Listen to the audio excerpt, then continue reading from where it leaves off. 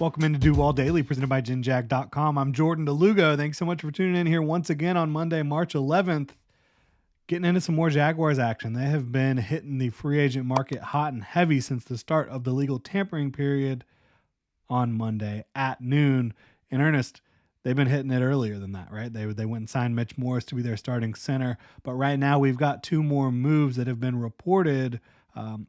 Jaguars signing safety Darnell Savage, who had played in Green Bay, former Maryland Terrapin, and Wil Lutz, the kicker. So we're going to get into both of these moves right here, right now. If you enjoy the content here, please like, subscribe, hit that notification bell. You can also check out genjag.com/shop, pick up some new Duval gear. So talking about Darnell Savage first.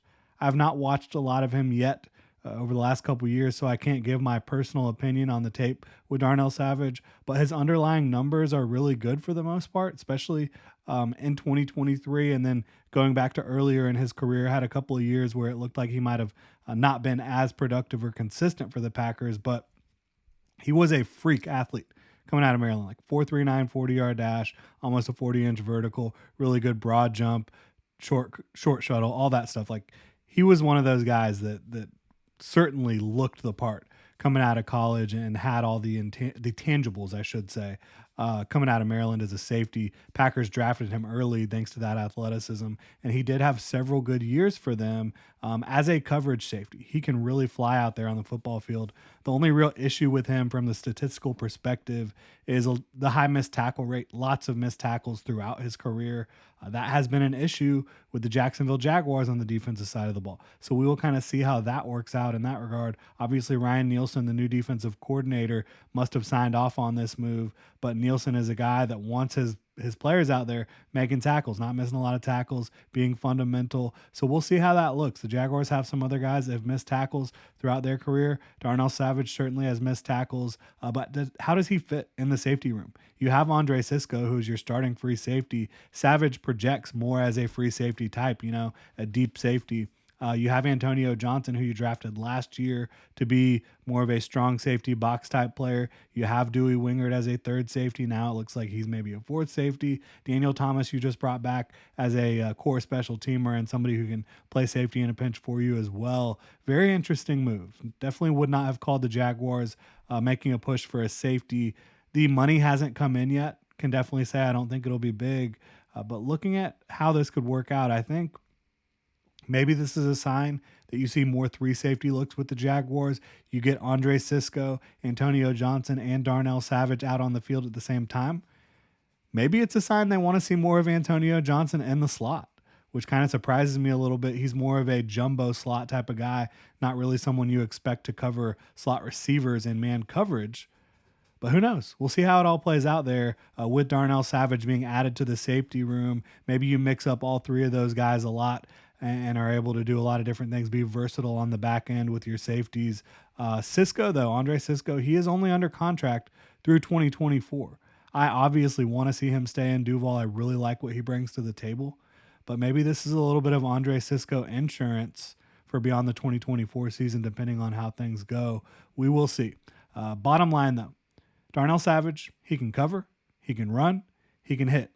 He is going to have some frustrating moments in the tackling department. So we will see what his impact in Duval is. From a salary standpoint, I don't think this is going to be a big move. It's reported 3 years. I think based on the safety market right now, you're probably looking at less than $7 million per year if I had to guess. Again, the numbers haven't come out yet, but that would be about a $2 to $3 million cap hit in 2024. So not going to be a major cap implication type of move here. And then looking at Wil Lutz, again, played in New Orleans for a long time, was their starting kicker, replaced Brandon McManus last year in Denver, ironically. Of course, McManus came in to Jacksonville last year and really struggled down the stretch for the Jaguars. McManus has a ton of talent, but I think that the missed kicks, the missed opportunities, and big moments were really what kind of made the Jaguars decide we're going to go in a different direction this offseason. He's reportedly getting a 3-year deal from the Jaguars. Wil Lutz is. He'll turn 30 this summer. so certainly younger than Brandon McManus. Career 84.4% kicker, made 88% of his kicks for the Broncos last year. He has made 63.6% from 50 plus yards over the last 2 seasons. So a guy that does give you a little bit of that leg. I don't think his leg is as big as Brandon McManus, but certainly can make it from 50 plus yards. I think he can do the kickoffs for you as well. Hopefully he can be that guy to lock it down. Riley Patterson is still in town. The Jaguars signed him to a reserve contract earlier this offseason. We'll see if Patterson puts up a fight, if they allow Patterson to put up a fight. When you think about the fact that Lutz signed a 3-year deal, that might mean it's just his job straight up in 2024 unless things go the wrong way in a hurry. So we'll see how that plays out. Kicker is such a fickle position, right? You saw Josh Lambo having a tremendous run in Jacksonville. Then the injury happened, isn't able to stick around in the league anymore. Brandon McManus struggled a little bit last year down the stretch. So we'll see what happens here with Wil Lutz. He was New Orleans kicker for 6 seasons, had a little bit of a down year in 2022, and then they decided to move on in a different direction. So again, kicker, very fickle, but hopefully Wil Lutz can be the guy to kind of lock it down for the Jaguars, who have been very busy again, signing Darnell Savage reportedly to a 3-year deal, signing Wil Lutz to a 3-year deal, Gabe Davis, the wide receiver as well. We just did an episode on him. If you want to check that out, you definitely can. We have got plenty of content to consume here with all the Jaguars roster moves.